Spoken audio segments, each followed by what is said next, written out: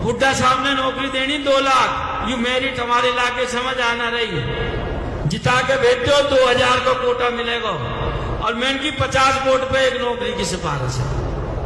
भाई 2 लाख नौकरियों में थारे गांव का जो हिस्सा बने उससे 20-25% फालतू लाके दे दो। चिंता जब सरकार के अंदर संघ का हिस्सा होगा तो अपने रिश्तेदारों ने भी खुश करेंगे, अपन जो बाहर से हमारी मदद में आ रहे भाईचारे ने भी करेंगे और पहले अपना घर तो भरेंगे ही।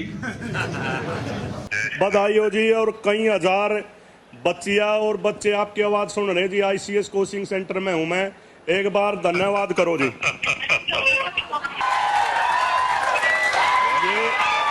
ये सारे बच्चे आपकी आवाज सुनकर और सारे बच्चों ने पूरे हरियाणा में जो प्रचार किया जी, उसके लिए एक बार आप धन्यवाद करो जी।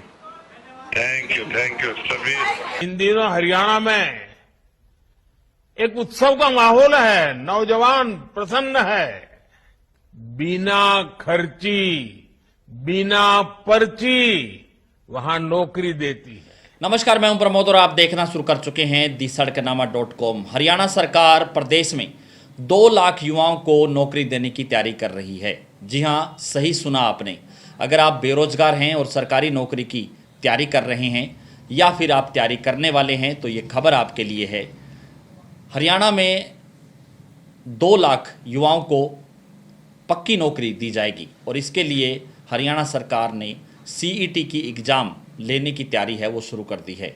हम आपको बता दें कि देश के प्रधानमंत्री नरेंद्र मोदी ने भी कहा कि हरियाणा की सरकार है प्रदेश में युवाओं को बिना पर्ची बिना खर्ची नौकरी दे रही है और हरियाणा में एक उत्सव का माहौल है।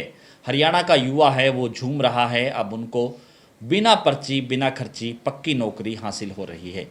और पिछले दिनों हरियाणा के मुख्यमंत्री नायब सिंह सैनी ने भी हिसार में कहा कि प्रदेश में 2 लाख युवाओं को नौकरी दी जाएगी और ऐसा ही इसी बयान को कैबिनेट मंत्री रणबीर सिंह गंगवा ने भी सिरसा में दोहराया कि हरियाणा सरकार 2 लाख युवाओं को बिना पर्ची बिना खर्ची के नौकरी देगी।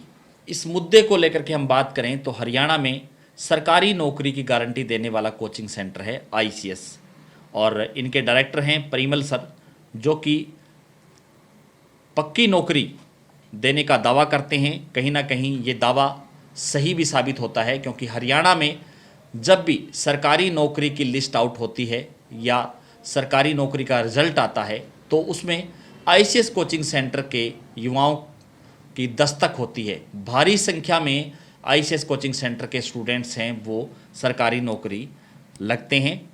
और यानी कि विधानसभा चुनाव से पहले जब हरियाणा में चुनाव चल रहा था तो हरियाणा के कई ऐसे नेताओं के, जो कांग्रेस के नेता थे, उनके बयान वायरल हुए, जिनमें से हम बात कर लें नीरज शर्मा की, तो उन्होंने कहा था कि 50 वोट पे एक नौकरी देंगे। इसी तरह से कुलदीप शर्मा का भी एक बयान है वो खूब ट्रोल हुआ। इसके साथ साथ शमशेर सिंह गोगी ने भी कहा कि पहले अपना घर भरेंगे उसके बाद अपने रिश्तेदारों का घर भरेंगे। यानी कि कहीं ना कहीं इन बयान को लेकर के हरियाणा के युवाओं में असमंजस की स्थिति पैदा हो गई। युवाओं ने ये सोचा कि अगर कांग्रेस की सरकार आएगी तो नौकरियां हैं वो फिर वही हाल हो जाएगा जो प्रदेश में पहले होता रहा है। यानी कि ये आरोप लगते रहे हैं कि हरियाणा में विभिन्न सरकारी नौकरियां कोर्टों में पेंडिंग रहती हैं और कई भर्तियों को कोर्ट ने क्वैश यानी रद्द भी कर दिया है और कई नेताओं को जेल भी जाना पड़ा है। लेकिन सीधे तौर पे ये कह सकते हैं कि हरियाणा में नायब सरकार का जो विज़न है कि बिना पर्ची बिना खर्ची युवाओं को नौकरी दी जाए, उसको लेकर के युवाओं ने भी नायब सरकार का साथ दिया। खास करके हम अगर ICS कोचिंग सेंटर की ही बात करें तो विधानसभा चुनाव में ICS कोचिंग सेंटर के स्टूडेंट्स ने 15 से ज़्यादा सीटों पर जाकर के भारतीय जनता पार्टी के पक्ष में वोट की अपील की और उनके डायरेक्टर परिमल सर और बबीता मैम हैं, उन्होंने खुद भारतीय जनता पार्टी के प्रोग्रामों को अटेंड भी किया। सोनीपत में भारतीय जनता पार्टी के नेताओं ने सेंटर में आकर के वोट की अपील की और ये कहा कि जब भी मुख्यमंत्री सोनीपत में आएंगे तो सेंटर में भी आएंगे। यानी कि उन्होंने ये कहा कि हरियाणा में सरकारी नौकरी का जो विज़न पहले से चल रहा है वो आगे भी जारी रहेगा। युवाओं को चिंता करने की ज़रूरत नहीं है, हरियाणा में बिना पर्ची बिना खर्ची ही नौकरी मिलेगी। और कहीं ना कहीं युवाओं ने हरियाणा की सरकार बनाने में एक बड़ा योगदान भी इसको कह सकते हैं कि सोनीपत के अलावा काफ़ी ऐसी सीटें थी जहां पर ICS कोचिंग सेंटर के स्टूडेंट्स हैं, उन्होंने जाकर के भारतीय जनता पार्टी का भी प्रचार किया। और सीधे तौर पे ये कह सकते हैं जब इस तरह के नेताओं के जो बयान वायरल हुए तो कहीं ना कहीं युवाओं को ये लगा और ये सोचा कि हरियाणा में फिर वही दौर आ जाएगा जो काफ़ी सालों पहले होता था, और ऐसे में युवा वोटर ने अहम भूमिका निभाते हुए बड़ा बदलाव किया और तीसरी बार भारतीय जनता पार्टी की सरकार बनी, ये कह सकते हैं। क्योंकि हरियाणा जैसे प्रांत में जहां नौकरियों को लेकर के हमेशा सवाल उठते रहे हैं, भर्तियां कोर्ट में पेंडिंग रहती हैं, काफ़ी भर्तियां कोर्ट ने रद्द भी कर दी, और चाहे एक सरकार जब नौकरियां भर्ती करती थी तो दूसरी सरकार आते ही वो बाहर का रास्ता दिखा दिया जाता था। और एक दौर ऐसा भी था जब हरियाणा में नौकरियां बिकती थी, पोस्ट का सीधा सीधा रेट होता था, लेकिन हरियाणा की मनोहर सरकार ने एक विज़न सेट किया कि हरियाणा में नौकरियों को लेकर के पारदर्शिता लाई जाए और हरियाणा में बिना पर्ची बिना खर्ची के युवाओं को नौकरी दी जाए। इस सिस्टम से ऐसे ऐसे युवा नौकरी लगे और जिनको देख करके बाकी युवाओं ने भी मेहनत की, यानी कि पूरे गांव में जब ऐसे युवा नौकरी जो मेहनत के बलबूते नौकरी लगे तो पूरे गांव के लोगों ने इस काम को सराहा और ये कहा कि अब पढ़े लिखे बच्चे, अब जो मेहनत करने वाला बच्चा है वही सरकारी नौकरी में भर्ती होगा।